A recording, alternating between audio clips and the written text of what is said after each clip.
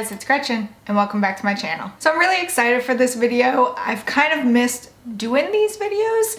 I had said, what was it, back in November, that I wouldn't be doing these videos as often, but I might start doing them monthly again. And that is my monthly Body Mods Q&A. This is a time where you all can ask me questions either pertaining to myself in particular or just like general body mod questions. There's really no rhyme or reason. I really do enjoy doing these. I think they got a little tedious because I was constantly having to see, all right, which questions have I answered before, which ones do I not want to repeat, blah, blah, blah. But you know, honestly, if I get asked the same questions, might as well just give the same responses. It's fine. So we may make this monthly again. I tend to ask for questions on Instagram. I usually put up like a story with the little question button. So if you don't follow me on Instagram, you should go ahead and do that so that you can participate. Also, you should follow me on Twitter because I'm trying to grow on there and it's slow. But yeah, let's just go ahead and start with some of the questions. Keep in mind, if I don't answer your question, it's not because it was a bad question or anything like that. It just may be that someone else asked the same question and that's the one I got to first. So I apologize if I don't get to yours. Have you ever considered getting any body mods such as ear pointing or tongue splitting? I personally have not considered them. I love the look of them. They look stunning on some people. I think tongue splitting is very unique. I think the ear pointing is also very unique and it looks so cute on some people, but for me that's too extreme. There's a line and for me that's really crossing it. So I personally would never get them done, but I do think they're really cute on other people. So I will admire from afar. While we're on that topic, does anyone in my comment feed have either of those and that can like talk to it? Because I do think they're fascinating. One piercing you've been meaning to get forever but haven't gotten around to getting. Guess you could say my belly button. I've been wanting that for several years again. This may be the year. Like the main reason why I hadn't gotten it done yet is because I didn't like how the saggy skin from my weight loss looked on my stomach, but my stomach is actually starting to look relatively decent now, and I guess it's because I'm working out. Shocker. There's still like that fold of skin that kind of goes over the belly button, so I don't know how well it would heal. But yeah, out of all the piercings that I've been meaning to get and just haven't gotten done yet, my navel, my belly button. What other body mods interest you outside of tattoos and piercings? I mean, going back to the tongue splitting and the ear pointing, I think those are very unique and they look good on others. I just personally wouldn't get them done. Honestly, I can't think of many others that interest me. I mean, it's pretty much just tattoos and piercings. They're very generic. I don't even like, what are they, like subdermals? Those little implants that go underneath the skin. I used to think those were unique, but then I was just like, they're a little much. Why do cartilage piercings randomly flare up even though they're years old? Because they suck. Honestly, it's just your body and it's the placement of where they are. Cartilage is very finicky. I still get flare-ups. Which ones do I get? There are a few that I don't get flare-ups from anymore, like thank God, because they're years old. But there are some, like my double helix over here. One of them every so often is just like, I feel like acting up today, and just does. And it's a pain in the butt. It's just your body being like, I feel like being a pain today. No rhyme or reason. I love it when people put the extra spelling for how I pronounce daith. Duh. It's just really cute. How long did your daith piercing take to heal after you had to basically re-pierce it? So what this person is referring to, I will put it up here. I had a video where I was trying to change out all of my piercings and basically my daith tried to close up in the process and I essentially had to re-pierce it with jewelry, and that was a whole lot of fun. So I'll put that up there if you've never seen that before, because that was a journey. Honestly, it didn't take that long to heal back up. I think maybe by 2 weeks it was fine. It was irritated for roughly 2 weeks afterwards, like, excuse me, hi, let's not do that again, which is basically why I don't change that piercing on my own anymore. It just terrifies me. So it was about 2 weeks afterwards. That was a fun time. Which piercings mean the most to you currently? Honestly, any of my piercings that I got between the years 2016 and 2017, the beginning part of 2018, because it was something that my mom and I do together. It's still something that my mom and I do together, and all of my piercings have meaning to me, but from 2016 to 2017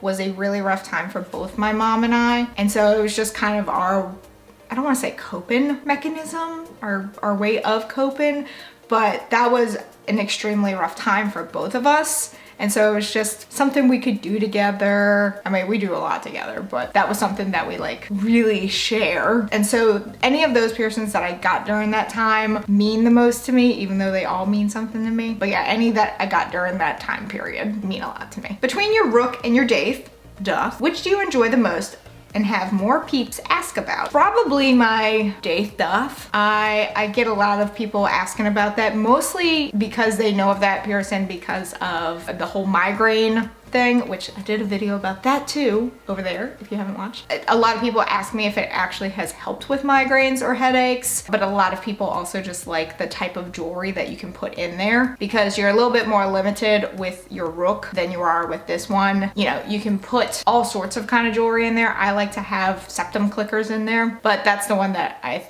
think most people ask me about, and it's the one that I enjoy the most. Not saying anything against my rook though. I do like my rook. What was your most painful piercing that you still have and why? Honestly, it was probably my septum, and even then my septum wasn't that painful. And the only reason why I'm picking that one is because when it was being done, my septum was actually the only one that was done by someone who didn't do like any of my other piercings. I had two people that pretty much did all of my piercings, and this was like the one time neither one of them did it. And so nothing was wrong with this piercer. It just, the clamp was up in my nose, we found the sweet spot, the needle went through, and then it almost got stuck, but not really. And so she just had to use a little bit extra force to get it through. So that's the only reason why I'm saying that one was the most painful, even though it was just more uncomfortable. Do you think splitting your tongue is dangerous? If you wanted one, do you think it would be worth it? Again, going back to that question, I personally don't want one. I think they're cute on others, blah, blah, blah. Do I think it's dangerous? I think it can be if it's not done correctly, and if your care for it isn't like what you need to be doing for it, if it is not up to par, then yeah, I think it can be extremely dangerous. But I think under the right circumstances, as well as just making sure that everything remains clean and that no one deviates from what needs to be done, I think it can be just fine. But the whole concept of like, you know, actually splitting the tongue and stitches and aftercare, that just terrifies me. So yes, I do think it could be dangerous. I think it's also fine. Is it normal for a rook to swell up sometimes, even if you've had it for 3 months? Absolutely. That is just how cartilage piercings work, unfortunately. Like I've mentioned several times, cartilage piercings can take up to a year to heal. So it can be all fine and dandy for that first month or two, and then all of a sudden it just wants to have an issue. That's completely normal. So yes, if your rook is swollen or swelling up after 3 months, completely normal. Just continue with your aftercare. Had my helix pierced for over a year now, changed to a hoop in July, and it still hurts. Hoops in general are not my personal preference for cartilage jewelry. Even if something is healed, hoops, just because of the curvature to them, when a piercing heals, it's healed straight, but then you put that curve to it, it can make it pretty sore. I personally wouldn't change any of my jewelry to hoops. I've tried before and I end up changing it back just because I don't like how it feels, and then my piercings get all out of whack and they don't like it. Maybe change it back to a labre and see if that helps. How many piercings would you get done in one sit-in, and what piercing is next for you? I would never get more than 3 in one sit-in. I've only gotten 2 in one sit-in, which were my double helix over here, but I would never do more than 3. And if it was like an ear piercing, I would make sure that I got it all done on the same side, so that at least then, because I am a side sleeper, I could then sleep on what other side didn't get anything done. As for my next one, either my second forward helix or my labre, because I really want this one done. What's your favorite jewelry setup, such as yellow gold, rose gold, white gold, titanium plus gemstone with color? So for me, just because of what my body likes, I prefer titanium, especially if there is like a little gemstone on the end. I like everything to match for the most part, except for I did go a little weird and get yellow stones for my newest tragus one, whereas everything else has like a diamond looking one. So I do prefer that. I wouldn't do yellow gold just because a whole lot of yellow gold does not look good on me. Yellow in like doses looks good on me, but like I don't think I could pull off yellow gold jewelry. Rose gold, I've never even thought about trying. I'm not against it. I just like to stick with my titanium because I know my body prefers it. Do you find septum retainers more comfortable than horseshoe rings flipped up? Now that I think about it, yes. Because with horseshoe rings, you know, you usually have the balls on either side, and sometimes they can pinch that cartilage part of your nose, and I don't like that feeling at all. But on the other hand, with retainers, I'm always terrified that they're just gonna fall out. So neither one is comfortable to me. I mean, if I had to pick, I would go with retainer just because it's a whole lot easier to maneuver, but I'm constantly like shoving my fingers up my nose to make sure that the retainer is still there. So that's fun. How do you know when you should take out a piercing that isn't healing well? Ooh, that's a really good question. And it's actually like, I have a list of videos that I have wanting to film coming up, and that's one of them. But short answer is, if you've had it for a while and it's just not getting any better and you personally don't feel like it's worth it, that's a time to take it out. Honestly, it's one of those things that you can just kind of feel in your gut, like, this isn't working out. I've done everything. I've tried everything. Nothing's helping the situation. I think at that time, it's time to cut your losses and move on. My workplace is dead against piercings. Do you have any recommendations for hiding them other than Bioflex, as they irritate my sights, especially Medusa? Is it the material that kind of bothers it? So I'm assuming that you've put retainers in and it just doesn't work out. Have you tried different types of material for retainers? Because some retainers are plastic, and I get that. They've got like sharper edges, so they do hurt. But then you have other retainers that are glass, which are a whole lot better and feel so much better. That's the only thing I can think of. Like, I can't think of any other means of hiding it. I guess what you could do, I've seen this done before, talking about your Medusa, for instance. If you have a plain labret that's just flat at the top, you can take like nail polish that's close to your skin tone, put it on the top, let it dry, put like a clear coat over it, and then that way it looks like it's just a thing of skin against your body. Maybe that might be an option. Not entirely sure. Never tried it myself, mostly because I try to get glass retainers, because I understand the rough ridges of a plastic retainer do hurt. So maybe try glass ones, or then try that little DIY. What would be your advice for a first timer? Any personal tips? I have an entire video about that. Go over there. Is there any body mod you would never get? Love your channel. I guess, you know, if we're talking about the extreme body mods, I've already harped on that enough, the tongue splitting and the pointed ears. But if we're just talking about like piercings and tattoos, I'd never get my head tattooed. That's a lot. Piercing wise, I'm open to most piercings. I still don't think I'd ever get my down there, the hoo-ha. I don't think I'd ever get that done, despite the fact that a lot of you try and tell me that it doesn't hurt. I ain't gonna shove a needle through it. Most piercings I'm open to, most tattoos I'm open to, except for ones on the head. Like, first of all, I'd have to shave my head, and I'm not doing that.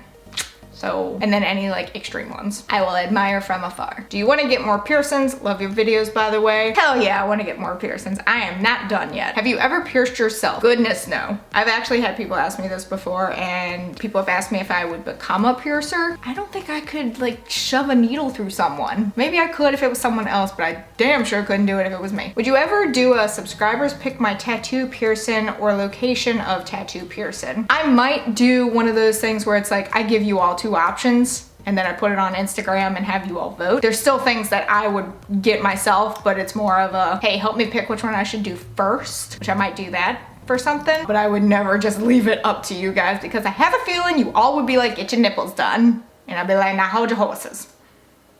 Maybe. Will you still be getting a labret piercing? I just got mine and I love it. I want to.